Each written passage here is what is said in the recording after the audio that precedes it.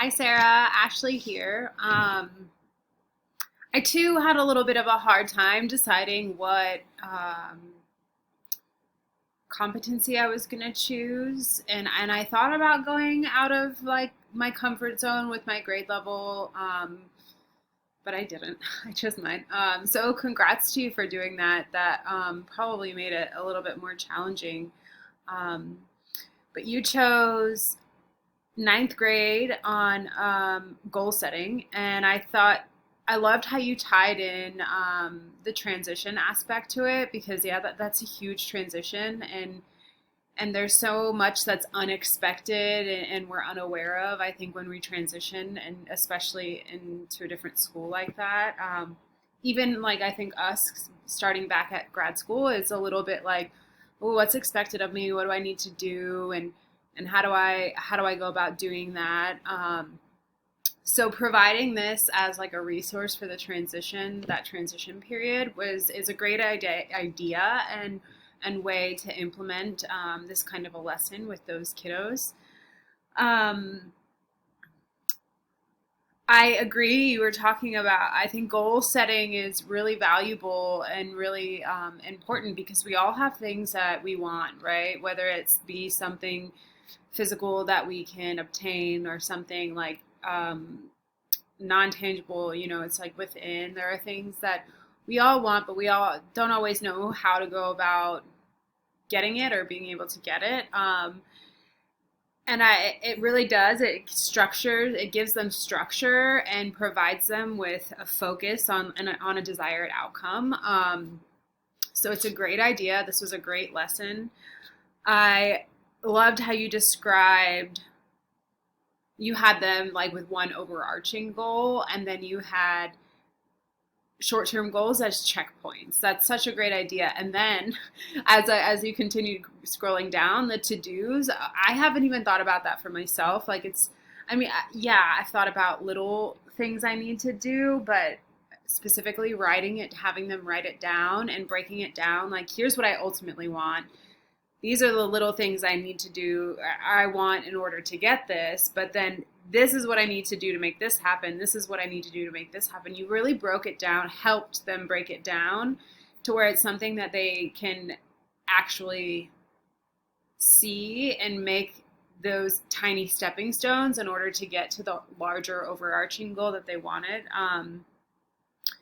In choosing your materials, I think you mentioned how you were cognizant that like students sometimes get distracted or bored or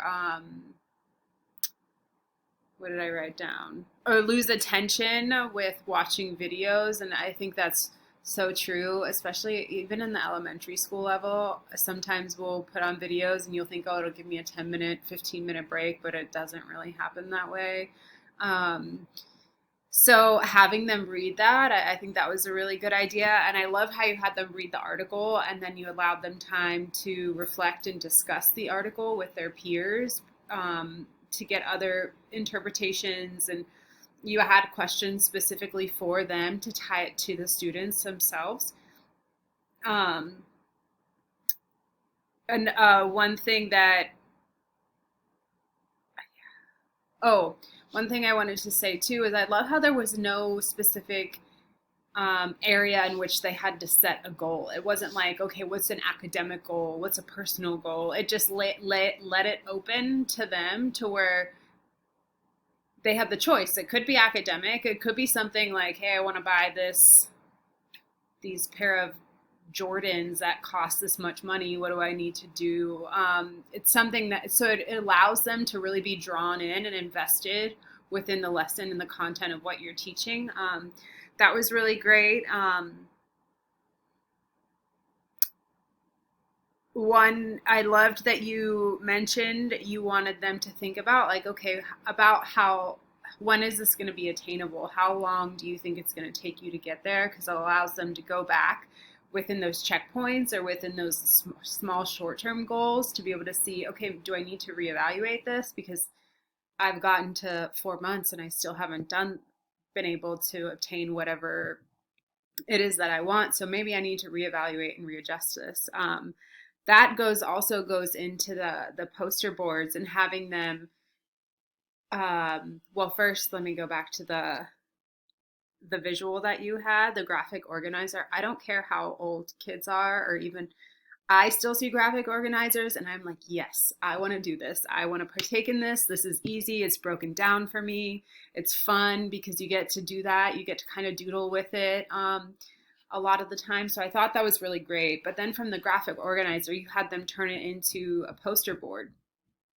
And initially, and then you were talking about hanging them up, and I thought, wow, that's good. That's a way, something good for them to reflect on, to look back at. But then you also, we're gonna have them draw a picture, to make it meaningful, and to make it like this is just a constant like reminder. I don't have to read the words, but I know that when I see this picture, this means this, and so this is what it's.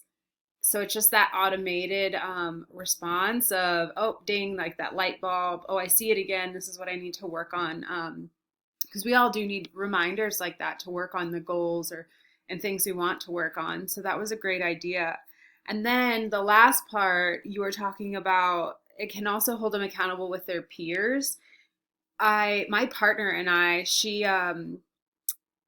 when we first started dating, we were just friends, but we called them accountability buddies for workout partners because she was training for the fire department, and we I was her accountability buddy and she was just my accountability buddy. We would work out together. We would keep each other in check. And I think it was so motivating and also helpful when somebody else was wanting to see my growth towards a goal, or I was wanting to see their growth towards a goal. So I thought that was really cool that you brought in that aspect of it, because I think maybe sometimes in school kids tend to be a little bit more competitive with each other than helpful and supportive. And so that was a really great way of tying that in and the relationships with their peers on that too. But overall, really great lesson. I loved it, and I look forward to see what's coming next. Bye.